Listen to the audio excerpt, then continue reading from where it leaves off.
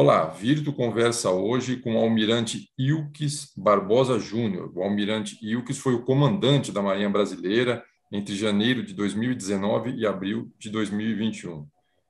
Almirante, muito obrigado pela oportunidade, pela conversa com o Virto. A gente gostaria de ouvir do senhor, inicialmente, como o senhor vê o papel das Forças Armadas na sociedade brasileira e como ela deve se atualizar para atender às demandas atuais, tanto do ponto de vista da economia, mas também da segurança pública, obviamente, do ponto de vista de desenvolvimento tecnológico. Qual é o posicionamento hoje das Forças Armadas e o que ela precisaria fazer para ter uma atuação realmente mais moderna e afinada com os tempos? Bom, primeiro, eu quero agradecer a gentileza do convite da Virtual Talks. É uma oportunidade que nós temos de tratar de um tema muito relevante, que é a defesa e segurança do nosso país, do nosso Brasil. O primeiro ponto que nós temos que entender é que a sociedade brasileira precisa ser estimulada para que ela aceite que existem ameaças ao nosso país. E aí não é uma questão assim de, vamos dizer, idiosincrasia militar, de pensar em ameaças. É uma questão de Estado. Todos os países, nas relações internacionais, eles se preocupam com alguns pilares que são muito significativos para a continuidade da existência desses Estados.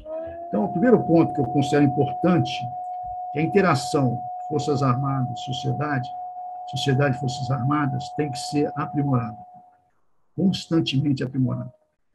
Principalmente, Juliano, a liderança dessa interação tem que ser da liderança política, a liderança daqueles que exercem o mandato popular. Porque as Forças Armadas, como constituem o Estado, elas servem ao Estado, mas a liderança política da sociedade, e aí eu vamos dizer assim, indico os civis para que eles conduzam as Forças Armadas, como também devem conduzir outras atividades, porque é a política que deve atuar para a preservação do Estado, porque ela consegue pegar todos os campos de atuação da sociedade brasileira. As Forças Armadas fazem parte de um segmento. Então, para usar uma expressão segmentada, em um ambiente muito mesclado, nós temos o campo político, econômico, o militar, o psicossocial e o científico-tecnológico. Então, o primeiro ponto que eu aponto é esse. Nós temos que aprimorar essa interação, sem raciocinarmos com o passado, com o presente, ver o que a gente pode fazer para que a condição política sempre se aprimore. Nesse particular, eu quero só pautar que os países já estão considerando segurança ambiental, segurança alimentar, segurança energética. Aí as pessoas podem dizer assim, mas de que maneira as Forças Armadas podem entrar nessa amplitude de segurança? Na segurança alimentar, por exemplo, na preservação dos terminais, caso fossem ameaçados até por hackers, por cibernética, por ameaça cibernética. Na segurança energética, na preservação das linhas de comunicações marítimas, para que o petróleo flua, o comércio marítimo flua. A nossa sobrevivência depende disso, e a nossa prosperidade também. Temos que abandonar os modelos clássicos, que vêm desde a Idade Média, país contra país, nação contra nação. Hoje, nós estamos sofrendo um processo mundial que é uma ameaça à nossa integridade física, que é a pandemia. Quando nós estávamos com mortes, 2.000, 3.000 mortes por dia, em termos militares, é quase uma brigada. Em qualquer situação de conflito, isso é um impacto muito forte. Isso tem um impacto econômico, psicossocial. Quando nós tivemos aquele problema do óleo em 2019, aquilo afetou a economia no Brasil. Foi uma agressão com resultados. Veja bem, aqui não foi um ataque militar, mas os resultados dele são semelhantes. Afeta o psicossocial, aspecto de saúde, economia, o meio ambiente também foi afetado. Então, as consequências, como é que nós neutralizamos aqui? A atuação muito forte da sociedade como um todo. A Academia Brasileira de Ciências nos ajudou e nos ajuda até hoje. Os voluntários, níveis de governo municipal, estadual e federal, ou seja, a sociedade reagiu àquilo, quanto àquela ameaça. É nesse ponto que eu considero que o aprimoramento das Forças Armadas, em interação com a sociedade, deve existir isso. Principalmente aumentar o interesse do Congresso Nacional, Senado e Câmara Federal na interação com as Forças Armadas, no sentido de como são.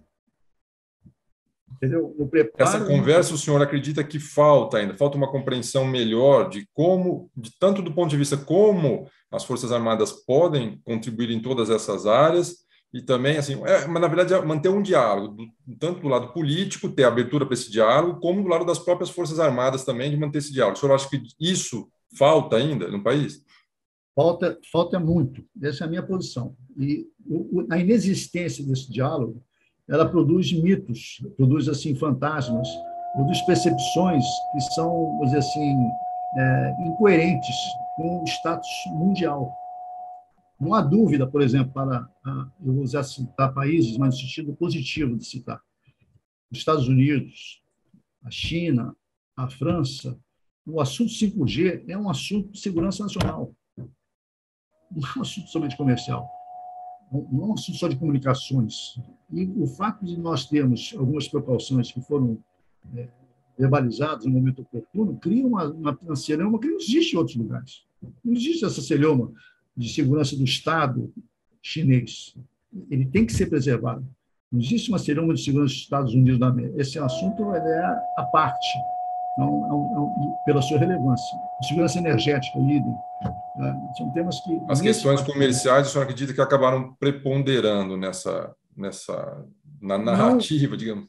Nesse caso do 5G, por exemplo, nós conseguimos, o Ministério da Defesa, me parece, me afastei já quase um ano, quase 9 meses, me parece que nós conseguimos ajudar bastante o Ministério das Comunicações, até naquele aspecto das comunicações que somente o governo poderá ter acesso, e também em requisitos de acesso a algoritmos, na raiz. Né? Esse ponto é um desafio tecnológico. Você também mencionou em que parte a ciência e tecnologia nós podemos ajudar. Nós já ajudamos, né? E vou te dar um exemplo prático. O Centro Tecnológico da Marinha em São Paulo, junto com a Universidade do Estado de São Paulo, na verdade, nós ajudamos a criar a Politécnica, só para para iniciarmos esse diálogo. Nós chegamos em falha memória, da ordem de 3.000 respiradores que foram distribuídos com patrocínio adequado, a custo zero, para muitos hospitais e salvar muitas vidas. Essa tecnologia que foi empregada nos respiradores de ponta usou muito, nós trabalhamos e obtivemos no submarino convencional de propulsão nuclear. Outro assunto, a irradiação de alimentos com reator multipropósito. Hoje, nós estamos numa disputa muito séria no agronegócio. Nosso produto é competitivo, nós temos várias safras e nós temos mercado que estão ávidos de receber nosso material, mas estamos disputando com outros países. Então, existem barreiras de todas as formas que são criadas para impedir esse acesso. O que impõe, por exemplo, Juliano, o aumento do frete, do transporte. Se aumentar o frete, o nosso produto perde competitividade. Então, nós podemos irradiar para que tenha uma validade maior de consumo. Essas situações, nós já estamos trabalhando também em radioisótopos, radiofármacos. É uma área de conhecimento que se diz proibitivos para ambientalistas, mas os países centrais têm um mercado muito forte em recursos financeiros e doenças autoimunes, que a nossa sociedade merece receber esse tratamento. Na área aeroespacial, os satélites que a Força Aérea também tanto ajuda, tanto faz força em diversas áreas de ciência e tecnologia que o Exército também atua para que possa transmitir, por exemplo, na área de radares, de controle de espaço aéreo. Muitos dos radares que nós estamos usando foram desenvolvidos em parceria com o Exército Brasileiro. Então, o portfólio, sem dogmatismo, sem estigmatização, é o importante, porque não existe outra maneira de conviver com Força Armada que não seja uma condição política adequada nos interesses do Estado brasileiro. Aí fica muito pacífica. Agora, quando há um afastamento, criam-se imagens que não correspondem à realidade, no meu ponto de vista. Perfeito, Almirante. Olhando adiante, o que o senhor imagina? Quais são as áreas? O senhor já deu aí uma lista de investimentos importantes, tecnologias que vêm sendo desenvolvidas. Mas olhando adiante, o que o senhor imagina? Para onde deveriam migrar os esforços? Por exemplo, no caso da Marinha, Tem um projeto histórico do submarino brasileiro, do submarino nuclear. Esse é um projeto que realmente é essencial, faz sentido? Quais outros projetos que o senhor elencaria como prioritários daqui para frente? Bom, são muitos, mas eu vou listar muito brevemente algumas ameaças que eu considero e vou quantificá-las. Pesca predatória. Nós temos, por exemplo, na região do arquipélago São Pedro e São Paulo, o albacora, que é um dos peixes da família do atum. Um peixe desse, Juliano, de 350 quilos, ele custa da ordem de 2 milhões de reais. Então, um peixe, imagina o cardume dele, o que significa isso? Então, preservar essa riqueza de depredação por flotilhas pesqueiras de outros países é um dos deveres importantes. Outro, a evasão de conhecimentos da fauna e a flora. Nós temos conhecimento, por exemplo, de evasão da Amazônia Verde, de sintetização de algumas plantas que retornam ao Brasil 3.500 vezes mais caro que 1 miligrama de ouro. Então, essa é uma área que nós também podemos atuar. Na Amazônia Verde e na Amazônia Azul, principalmente na área de radiofármacos. A biopirataria, que é o nome disso. O crime organizado. Nós estamos falando de 15 bilhões de reais no ano, 5 bilhões de reais no lucro líquido. Isso não é brincadeira. E não tem teto, não tem PEC precatória, não tem nada. 5 bilhões de reais à disposição dessas barbaridades. Então, isso é uma ameaça à integridade territorial, que nós já vemos dificuldade nas cidades, se transformando em áreas, em alguns estados, com mais dificuldade. Pandemias. Até o tempo que eu estava ainda no comando da Marinha, na orientação do ministro Fernando, e eu tenho certeza que o ministro Braga Neto continua assim, nós temos na ordem de 30 e tantos mil militares atuando.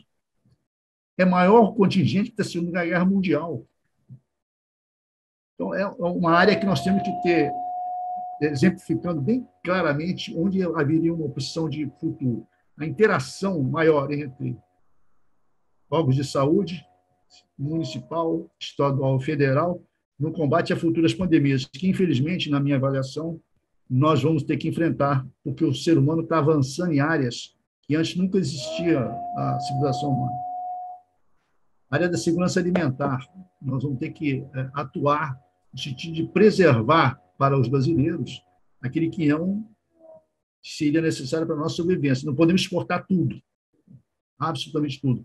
E ainda mais, em algumas áreas, determinados controles acionários, mesmo que seja por golden share, deveriam preservar a atuação brasileira. A segurança energética, na área cibernética, respondendo mais uma vez diretamente a sua pergunta, é uma área que a condição é do Exército e nós estamos atuando fortemente, ainda no atual trabalho que eu estou fazendo, para fortalecer a defesa cibernética do nosso país em áreas muito sensíveis. Outro ponto que me preocupa muito, inclusive de Força Armada, principalmente, que é a área que estamos comentando, falando, é a perda continuada de pessoas com elevada capacidade intelectual e científica. Na era do conhecimento, na verdade, desde sempre, o ser humano é o central da história, é o central da condução do país e das instituições, enfim, empresas. E essa perda continuada dificulta muito a preservação da soberania e da integridade territorial. É como se nós estivéssemos perdendo o bonde da história constantemente. Até o diálogo com outras pessoas que já têm conhecimento nos enfraquece muito, se nós não estivermos bastante bem posicionados em conhecimento. Bom, esse conjunto de breves comentários atuam diretamente naquilo que tradicionalmente nós chamamos de soberania nacional e integridade territorial. E aí nós temos que ter um entendimento desse assunto do ponto de vista do século XXI. Nós não estamos no século XIX, Segunda Guerra Mundial, século XX, não é isso. Nós temos que entender o que é soberania nacional. É o domínio da ciência, por exemplo, em áreas sensíveis. É não depender, em determinados momentos, de favores entre Estados, que não existe isso. Existem interesses coincidentes, ou não. Eu posso fazer um favor para o Juliano pode fazer um favor para mim, podemos ter uma amizade, estamos estabelecendo agora, se Deus quiser, e tudo mais. Mas não existe outra alternativa. Então, dando um passo seguinte na conversa. 3 pilares as Forças Armadas atuam. Em educação, aí incluindo ciência, tecnologia e inovação. Atuamos também na área de saúde, com os trabalhos que nós fazemos de assistência social, em termos também de assistência hospitalar em áreas longínquas do nosso país, que só chegam, o Estado do Brasil só chega porque o país é muito grande e lá não existe presença de outras organizações, e a defesa e segurança. Esses 3 pilares, antigamente, eram muito segmentados. Vamos para a guerra. Os homens eram recrutados, treinados, fábricas demoravam 1 ano, 2 para serem transformadas e iam para a guerra. Hoje, não existe isso mais. A tua atuação nesse momento como jornalista faz parte da estrutura de defesa e segurança. Em um país que estivesse acompanhando, monitorando as nossas atividades, o seu nome constaria, poderia passar a constar. Vamos saber o que Julian pensa, o que a Virtual Talks pensa sobre determinados assuntos, para ver como é que nós podemos fazer para favorecer ou desfavorecer as iniciativas deles. Outro ponto que eu considero muito importante, e nós temos que cada vez ficar atentos, é a alteração da matriz energética que está em curso. Isso é um tema que exige um entendimento da sociedade, e não é questão que o petróleo vai acabar. Não vai acabar. Nós vamos continuar tendo petróleo, e bastante. Mas a imposição ambiental é uma realidade. Alguns países que têm dificuldade na área energética, eles exportam tecnologia e geram desemprego, é o nosso caso, porque não temos capacitação do nosso pessoal, nossos concidadãos, que seja no nível que nós estamos precisando para acompanhar essas mudanças tecnológicas. Então, quando chega uma tecnologia muito forte, desemprego em massa, sistema bancário, eu sou a favor da tecnologia, evidentemente, mas nós temos que ter uma solução para essa massa de pessoas de bem que precisam trabalhar, precisam se alimentar, precisam ir para a escola, precisam ter saúde. Então, a interação das Forças Armadas, a pauta que eu gostaria de transmitir, é que existe necessidade, número 1, de termos uma condição política mais vigorosa, participação dos militares, interagindo com a sociedade civil, apesar desse nome eu não gostar muito, porque não diz sociedade civil, diz sociedade. Mas, enfim, só para poder mostrar a condição política, idealmente falando, deve ser dos militares. E aqui eu abro um parênteses para comentar, às vezes, os jornalistas, né, tem muitos militares nesse governo. Se nós raciocinarmos que o Ministério da Defesa, por dificuldade de mobiliar, de pessoas aceitarem os convites de civis com uma quantidade, eu posso dizer que não é uma mudança dramática foi nos governos anteriores. Não foi. É uma retórica que tem finalidade de governo, não tem finalidade de Estado. Não tem finalidade de Estado. O outro ponto que nós temos que admitir é que algumas retóricas elas têm uma pauta muito importante no nível político. Mas por que a retórica realmente existe? Qual é o interesse? Essa retórica afeta ou não afeta os interesses do Brasil e em que nível? Vou dar um exemplo.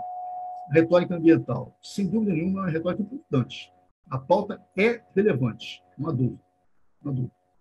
Eu posso falar isso, Jonathan, com bastante tranquilidade, porque eu participei de 2 edições de combate a incêndio na Amazônia. Isso é ótimo o senhor tocar nesse ponto, que eu ia perguntar justamente nesse ponto. Né? A Amazônia hoje é o grande foco de interesse internacional em relação ao Brasil. E temos aí 2 questões importantes, tanto a preservação da floresta e também a questão da fronteira. Então, seria importante comentários do senhor a respeito desses desafios.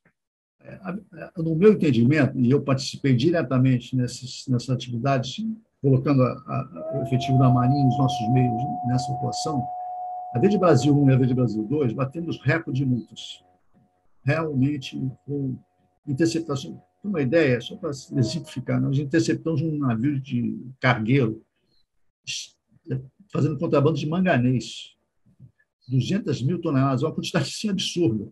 E não é só manganês, vai tório, cádmio, ou seja, minerais raros que saem nesse. E se interceptar um, evidentemente, outros já conseguiram furar o bloqueio. Então, essa movimentação militar, o ideal seria o IBAMA, o ICMBio, com quem a Marinha sempre teve excelentes relações, sem problema nenhum, que eles fossem mobiliados. E não se mobilia uma instituição dessa de uma hora para outra, tem que treinar. E alguns locais, sabe, só chegam, o IBAMA só chega, o ICMBio só chega com apoio militar forte, robusto. Porque a reação, infelizmente, por anos e anos de desatenção, a chegada do Brasil houve a reação armada, muito séria. Então, para proteger as pessoas que estão lá fazendo a colocação da lei, é a necessidade. Aí surge uma retórica de militarização, etc. E, na verdade, foi o meio que se encontrou para tentarmos equacionar um problema. Então, essa é uma realidade. A Amazônia Verde ela é extremamente importante para a preservação ambiental. Eu não tenho dúvida disso. Não tenho dúvida disso. O Brasil é o 12º país do mundo em contaminação da atmosfera, pelos motivos que nós conhecemos. Independente de medidas que nós temos que continuar aprimorando e fortalecendo de combater o desmatamento, combater o minério ilegal. Esse assunto do minério ilegal, por exemplo, alguns locais, nos rios da Amazônia, existem contaminações por minério. E o combate é navio de guerra, não vai mais lanchas. E as coisas estão em curso. Isso tem uma reação política, tem uma reação econômica, e a mídia é usada, às vezes, infelizmente, né, com interesses não tão positivos assim. A despeito do interesse importante da Amazônia Verde, e isso nós temos que cada vez mais aprimorar, eu tenho que sublinhar isso de maneira bastante enfática, o ponto mais importante no combate à preservação ambiental não está no Brasil. E está em países que estão do 1º ou 11º, realmente contaminando. Usinas de carvão, uso extensivo de combustível fóssil para a matriz energética, a depredação já ocorrida em áreas florestais, e pior ainda, o que está acontecendo nos oceanos. Os oceanos, que realmente são o pulmão do mundo. Então, a Marinha, por orientação do Ministério da Defesa, participa do World Cleanup Day, que é um dia de limpeza dos oceanos. Os países estão se mobilizando a partir da década dos oceanos, para realmente ter atenção nisso. Então, nós temos os navios que estão sendo transformados em propulsão combustível mais verde. Então, as providências centrais, aquelas que realmente são substantivas, o Brasil pode ajudar, mas ele já ajuda na sua matriz energética, que é grande parte através da hidrelétricas. A nossa matriz é favorável. Mas a retórica aí me permite uma variação de militar. Existe uma retórica de combate a determinadas áreas, quando nós não somos o vilão principal. Não estou tirando a responsabilidade, tá, gente? Não estou tirando a responsabilidade. Nós não somos o vilão principal. Qual é realmente o interesse disso? Façamos uma análise do Brexit. Por que a Inglaterra saiu da União Europeia? Uma das razões, segundo eu apurei, é escapar do protecionismo da União Europeia. Por exemplo, na área do agronegócio. A Inglaterra era obrigada a comprar determinados alimentos, quando com o Brasil era mais barato e melhor. Mas havia esse bloqueio. Quando há o Brexit, a Inglaterra pode operar o carro, pode comerciar com todos os países do mundo, inclusive o Brasil. Isso mostra certas tendências protecionistas, o uso de bandeiras muito favoráveis junto à opinião pública, mas não que retrata a realidade do que realmente está acontecendo. Eu quero voltar ao tema, não estou tirando responsabilidade do Brasil. Estou mostrando a amplitude do assunto da maneira que deve ser, no meu modo de ver, entendido, como Estado brasileiro. Imaginar que países provocaram tanta destruição recentemente, em termos civilizatórios, muito pouco tempo atrás, de um momento para outro, se transformaram em paladinos da justiça, atira a primeira pedra àqueles que não tiver pecado ainda. Então, tem que ser bastante sensatos, temos que ser bastante sensatos nesse particular. Nesse conjunto, a gente observa, independente de governo, viu? Independente de governo. O ataque é maior ou menor, dependendo do interesse que está sendo ferido lá. Nada a ver com a preservação ambiental. Então, de uma maneira assim, bastante ampla, 2 pilares, né?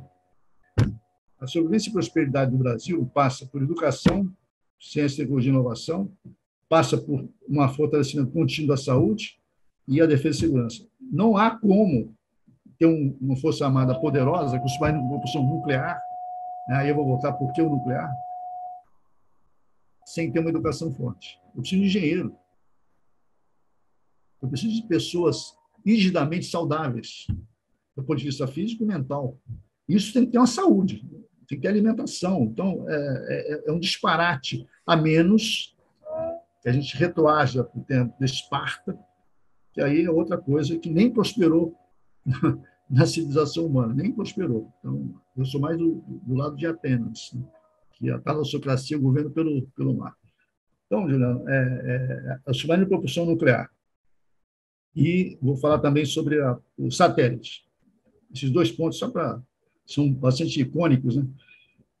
Quando você domina o submarino convencional de propulsão nuclear, nós estamos falando de propulsão.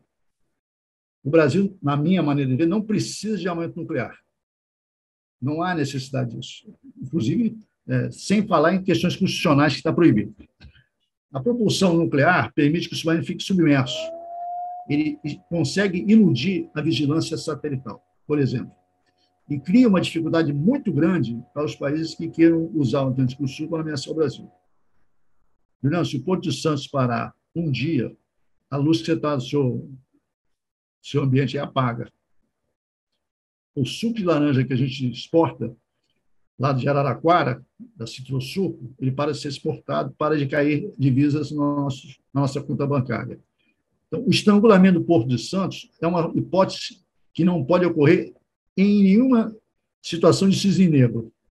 Não existe. Então, o custo de manter esse porto aberto versus um submarino de propulsão nuclear é extremamente favorável ao submarino, pela mobilidade que ele permite em uma área de 5,7 milhões de quilômetros quadrados, onde nós obtemos 95% do nosso petróleo. Satélite. Hoje, imaginar um país com as dimensões continentais do Brasil, para a proteção, por exemplo, dessa costa, desse lado oeste nosso, com selva, um país que também tem dificuldades na área econômica, social. A ausência do satélite favorece o crime organizado. Agora, eu pergunto, qual é o problema de se usar a estação de Alcântara de uma maneira que todos possam se beneficiar? Se existe isso nos Estados Unidos, se existe isso na França, se existe isso na Rússia, se existe isso no Japão, qual é o problema? Que só o Brasil não pode ter esse benefício para a sua sociedade? O que trava tanto que só o Brasil não pode? É esse ponto, que são vantagens competitivas que tem a estação de Alcântara pela posição do Equador, que o lançamento do satélite muito próximo da área equatorial é muito mais baixo o custo. Então, nós temos uma janela de oportunidade que esse satélite facilita o acesso da criança na internet pelo satélite, se dissemina com mais velocidade o conhecimento, se dissemina com mais velocidade a informação, comando e controle de situações de combate a incêndio, desmatamento, garimpo ilegal, crime organizado, a quantidade de bens que você pode oferecer à sociedade brasileira a partir de Alcântara. No entanto, é uma batalha, olha, bizantina, no meu modo de ver. Ou seja, nós queremos levar o progresso, porque essa é a área da nossa Força Aérea, e, inexplicavelmente, surgem repentinamente, de tempos em tempos, interesses que estão sendo contrariados sobre bandeiras extremamente justas. O atendimento ao quilombola, o atendimento a comunidades indígenas, nós somos, em hipótese alguma, até por descendência direta, contrários a isso. Então, esses dois exemplos que me parecem bastante icônicos. Existe um fenômeno na ciência, sabe, João, chama-se fenômeno da turbulência. Eu conheço bastante, ou melhor dizendo, razoavelmente a área militar, e você conhece bastante bem a área de jornalismo. Quando você faz um projeto, só você, com um jornalista, ele tem uma qualidade. Quando junta um outro conhecimento, um outro segmento da sociedade, junta os dois, o projeto será melhorado. É inevitável. E, além do projeto inicial, que seria a entrevista, outras coisas acontecem. O exemplo mais clássico, corriqueiro, que as pessoas conhecem, é o tal do teflon da frigideira. Proteção de é o mais assim que todo mundo... Mas esquece de tantos outros, né? A internet, que começou com a área militar, em função de comando e controle, as comunicações em UHF, VHF, IHF, as comunicações satelitais, e a interação, interessante isso, né? Só para te dar um exemplo, nos Estados Unidos, há 100 anos atrás, um século atrás, os militares identificaram a necessidade de interagir mais com os civis. E os civis de realmente dizer para os militares o que eles queriam que fosse feito daquele dinheiro que é pago pelo imposto. Eles contrataram uma mulher que conhecia COBOL. As Forças Armadas, a Marinha Americana precisava de COBOL. Montaram um laboratório dentro de Harvard. E essa senhora foi transformada em capitão de corveta. Foi a capitão de fragata, capitão de mariguerra, e a lei só pedia até mariguerra. Arranjaram, mudaram a lei, foi até almirante. Essa senhora é a mãe dos mísseis balísticos. O conhecimento dela na época. Onde nasceu? Em Harvard. Eu estou lendo um livro agora, Alexander Hamilton, que fala sobre um dos patriarcas da independência americana. E li também a vida do Tiradentes. Olha, o Tiradentes sofreu tanto, não podia ter livros no Brasil. Fundição de panela tinha que ser importada. Olha, uma tristeza. Assim. Mas uma faixa etária. Melhor dizendo, uma faixa de tempo. Né? Os dois eram 1750, 1780, por aí. Hamilton foi formado em Colômbia. Era advogado. Na mesma faixa. Então, o prestígio tem que se dar aos professores, aos doutores, é a linha de frente em qualquer sistema de defesa, em qualquer país. Defesa sanitária, defesa militar, defesa contra a ignorância, contra a brutalidade. Então, esses pontos que me parece que constituem a modernidade na defesa e segurança. Além dessa interação que o Brasil ainda carece muito, nós temos que sair de 64. Foi um evento histórico, não vamos discutir aqui, que é outro episódio, outro momento, podemos falar, mas nós temos que sair disso. Então, só para concluir a conversa, o que já estamos estourando aqui o tempo, Almirante, o senhor deu essa gancho, do ponto de vista, o senhor acho que falou muito bem, do ponto de vista de segurança, tecnologia, investimentos, etc., mas sempre tem a preocupação do ponto de vista institucional, de defesa das instituições democráticas, aquele tormenta toda que tivemos até recentemente, agora para estar um pouco mais tranquilo. Qual é a avaliação do senhor, né? Qual é o posicionamento das Forças Armadas com relação a isso? É uma situação já totalmente consolidada, comprometida com o futuro democrático do país? Não. A consolidação de instituições depende da sociedade. Nós temos que parar de imaginar que nós somos adolescentes, que nós somos pessoas que precisam de tutores para nos conduzir. Nós temos que enfrentar os problemas da maneira que eles se apresentam. É como se fosse uma criança, olha, se eu não resolver um problema, eu vou chamar meu tio. Hein? Quem tem que resolver os problemas é a sociedade brasileira como um todo. Não há mais espaço, na minha visão, não há espaço para interpretações segmentadas. Mesmo aqueles que pretendam fazer isso fora do ambiente de Força Armada, ou um judiciário, ou legislativo, que pretendam, vão atuar aqui como se fôssemos o santo graal, a Inquisição morte, agora vamos resolver. Não resolverá. A sociedade brasileira é muito complexa, estamos no século XXI, a era do conhecimento, a interação vai resolver. Então, eu vejo dessa maneira. A minha visão é assim, qualquer pensamento fora disso está desconectado com a realidade. E nós temos também que acreditar nas nossas instituições. Porque, às vezes, eu vou lhe dizer interessante, sabe? A quantidade de vezes que foram feitas notas dizendo o óbvio, chega um momento que você cansa de fazer nota. Não vou falar mais. Realmente, eu não estou acreditando.